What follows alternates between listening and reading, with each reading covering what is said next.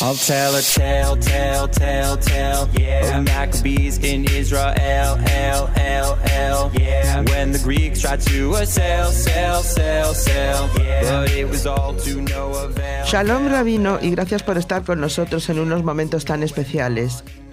Nos estamos preparando para celebrar Hanukkah, o la llamada Fiesta de las Luces. ¿Celebramos algo especial? ¿Por qué mencionar la palabra milagro? Bueno, milagro es la esencia de la festividad de Hanukkah. Hanukkah en realidad significa inauguración, que una vez que los griegos habían conquistado al imperio persa y tomaron dominio de la tierra de Israel, donde el pueblo de Israel estaba bajo dominio primero de Persia y luego del imperio griego, en el año 332, antes de la era común, Alejandro Magno, su proyecto era helenizar el mundo, llevar la cultura griega al mundo. Y todos los países y todos los estados que ellos conquistaban intentaban introducir la cultura griega. Y tuvieron que luchar los judíos para defender el mantenimiento de sus valores. De hecho, los griegos estuvieron 168 años dominando la tierra de Israel, desde el año 332 hasta el año 164. Y durante 2 años lucharon los judíos para expulsar a los griegos de la tierra de Israel, y vemos que al final tuvieron éxito, y toda la lucha era no solamente para vivir bajo una independencia de Estado, sino para preservar los valores judíos. Es decir, que Antíoco Epifanes en el año 167, él decretó abolir la ley judía. Y eso generó que los judíos hicieron una rebelión, porque vieron este es nuestro final a nivel cultural, a nivel religioso, y en esa rebelión tuvieron éxito, lograron expulsar a los griegos de la tierra de Israel, reinauguraron el templo, y cuando reinauguraron el templo y encendieron el candelabro, que tenía aceite para un día, duró 8 días el candelabro encendido, y esa era la demostración de que Dios seguía estando en el templo. Encendemos las luces de Hanukkah durante 8 días. ¿Es esto un compromiso con nuestra ley sagrada? Digamos que en realidad todo el sentido de Hanukkah es proclamar el milagro. Ahora, ¿qué quiere decir proclamar el milagro? Porque toda la lucha entre Grecia e Israel es quién está en el centro. Para los griegos, ellos creían que había un Dios que creó el mundo. De hecho, ellos eran politeístas, pero creían que había un Dios que creó el mundo, pero que ese Dios creó el mundo y ya lo dejó en las manos de los hombres. Y por tanto, el hombre era el criterio para establecer todos los valores. Para el judaísmo, Dios no solamente creó el mundo, sino Dios está en el centro, Dios interviene dentro de la creación, y los valores nosotros podemos reflexionar, estudiarlo, pero los valores son valores absolutos. Y toda la lucha es quién está en el centro. Para los griegos, siendo que Dios creó el mundo y lo abandonó, el hombre está en el centro. Para los judíos, Dios creó el mundo, interviene y sigue estando en el centro. Cuando ese aceite del candelabro que tenía que durar un día duró 8, esa era la demostración de que si el milagro es posible, quiere decir que hay alguien que interviene dentro de la creación, que Dios sigue interviniendo dentro de la creación. Y por eso, para la ley judía es tan importante proclamar el milagro durante estos 8 días, porque es la manifestación de que Dios está en el centro. Y si Dios está en el centro, quiere decir que Dios interviene, y los valores nosotros no los podemos adoptar a nuestra conveniencia, sino hay valores absolutos que el Creador estableció y que nosotros tenemos que seguirlos.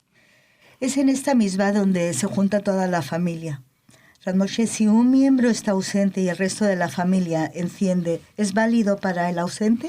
Sí, digamos que todo el concepto de la Hanukkah es encenderla en la casa.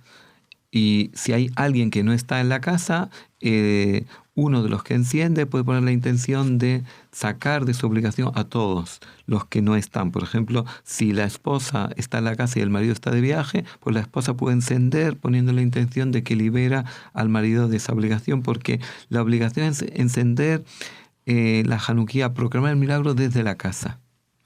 Y, Rabino, ¿cuáles son las prohibiciones de Hanukkah? Bueno, en Hanukkah, a diferencia de otras festividades, no hay prohibiciones en realidad, sino hay una ley importante que es proclamar el milagro y por tanto encender por la noche la Hanukkah, encender cada noche vamos aumentando una vela para recordar que el milagro cada día era mayor, porque la pregunta es, si había aceite para un día, el milagro fueron 7. Había aceite para un día y duró 8, por tanto el milagro es 7. Tendremos que encender 7. ¿Por qué encendemos 8? Porque también el primer día hubo un milagro, que no se consumió el aceite. Y por tanto, más que prohibiciones, aquí lo que la ley debe resaltar es el hecho de encender la Hanukkah, de encenderla y proclamar el milagro. Y esa sería la obligación que tenemos. Aparte, se acostumbra a comer buñuelos, a comer comidas con aceite, para recordar el milagro del aceite. Pero no hay un precepto en sí de comida, sino el verdadero precepto es encender la Hanukkah, proclamar el milagro. ¿Y cuál es el mejor modo de encenderla? Pues lo mejor es con aceite de oliva, porque como venimos a recordar el milagro del candelabro del templo y el templo se encendía con aceite de oliva, pues hay que encenderlo con aceite de oliva.